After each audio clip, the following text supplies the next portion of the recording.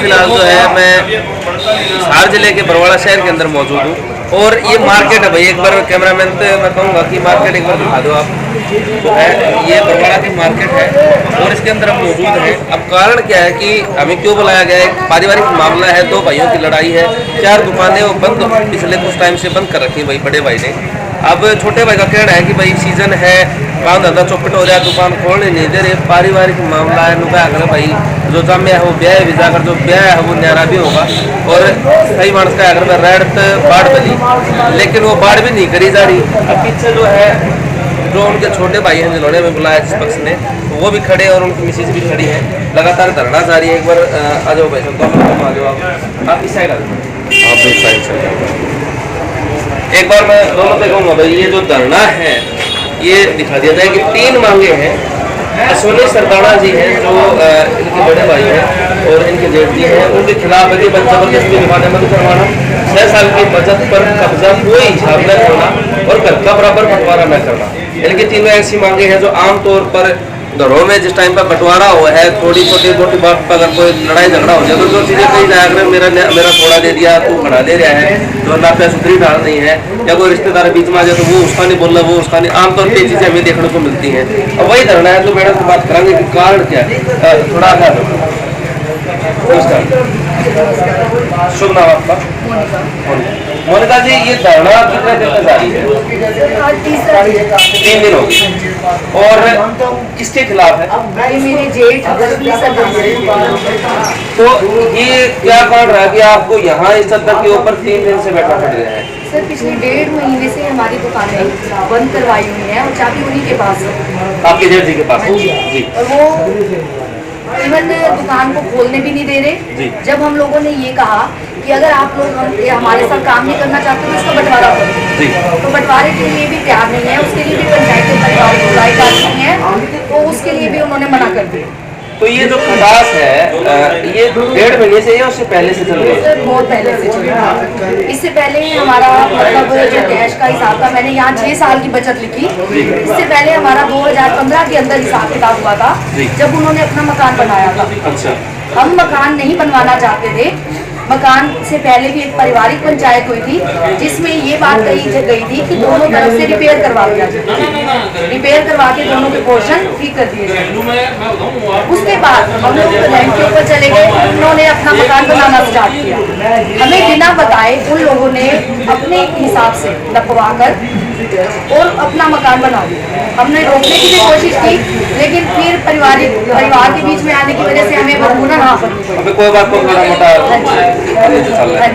उसके बाद जो उन्होंने मकान के ऊपर पैसा लगाया वो हमें पारिवारिक पंचायत के द्वारा ही दिलवाया गया।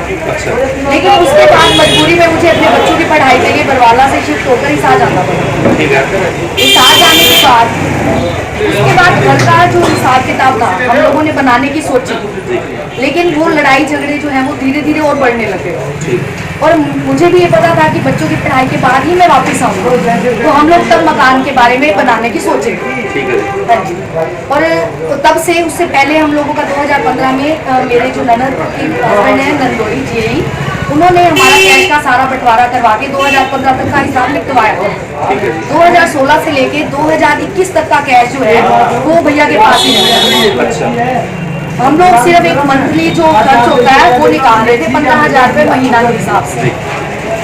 उसके बाद जो सारी बचत रही वो भैया के पास ही रही क्योंकि इतना विश्वास भाइयों के अंदर रहता है। अब जब हमने 2022 के अंदर लास्ट ईयर हिसाब किताब की मांग की तो उन्होंने मतलब सभी परिवार वालों को धीरे धीरे ना भाई मैं 1 हफ्ते के अंदर हिसाब दे देता हूँ, अगले हफ्ते दे देता हूँ। पारिवारिक पंचायतें गई हुई और बार बार उन लोगों को जब फोन करते थे या आते थे ना, जी 1 हफ्ते का टाइम दे दो मैं हिसाब दे देता। अच्छा। उसके बाद उन्होंने 2022 के अंदर जब उन्होंने ये देखा कि अब हमें हिसाब देना पड़ेगा कैश का, फिर क्या हमारे पास है और क्या नहीं है और उसका बंटवारा करना पड़ेगा, तब उन्होंने पुरानी पिछली बात को उठाया। अच्छा।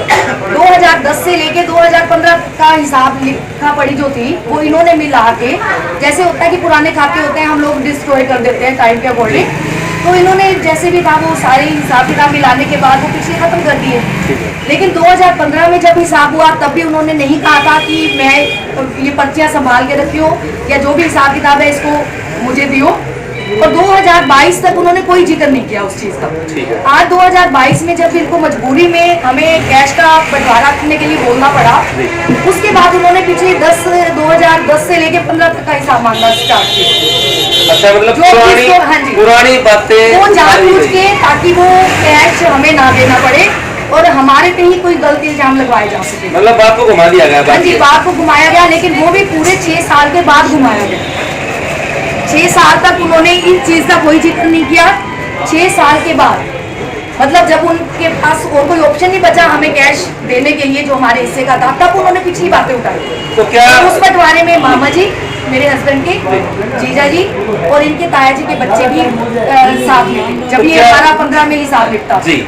हाँ जी। अब जो आप कल कह रहे थे, कल भी आपके घर आप पंचायत की बता रहे थे भाई ये हाँ फैमिली जी, मीटिंग उन्होंने होगी। मतलब जीए को, दीदी को फोन किया था कि हम बात करना चाहते हैं, लेकिन जीए को भी मतलब एंड में भी जाके वही था कि जो मैं कहूँगा जी। मेरे अकॉर्डिंग ही फैसला होगा। ऐसा के वो पंचायती, मतलब जो पंचायत फैसला करती है उसको मानने के लिए तैयार नहीं है। ऐसी कौन सी मांगे वो, मतलब परिवार को ऐसी कौन सी मांगे उनकी खटक रही है कि भाई ये गलत हाँ जी फैसला सर, कर- ये हमारी 4 दुकानें आ जाती हैं, जी। पहली, दूसरी, तीसरी और चौथी। जी। हम लोग इसका बंटवारा चाहते थे। अच्छा। पहले हम लोग ये कहते हैं कि दुकान जो है वो कहता है, ये दोनों दुकानें पहली मम्मी के नाम है, वो पिछले ही महीने दोनों भाइयों की रजामंदी से चढ़वाई गई। ठीक है जी। अब हम पे ये भी दबाव बनाया जा रहा है कि हम मम्मी से अपने आप साइन करवा लेंगे। मम्मी पढ़ी लिखी नहीं है, उसे नहीं पता कहाँ साइन करने हैं और कैसे करने हैं। ठीक। हो सकता है उन पे भी दबाव बनाया जाए। ये दुकानें जो है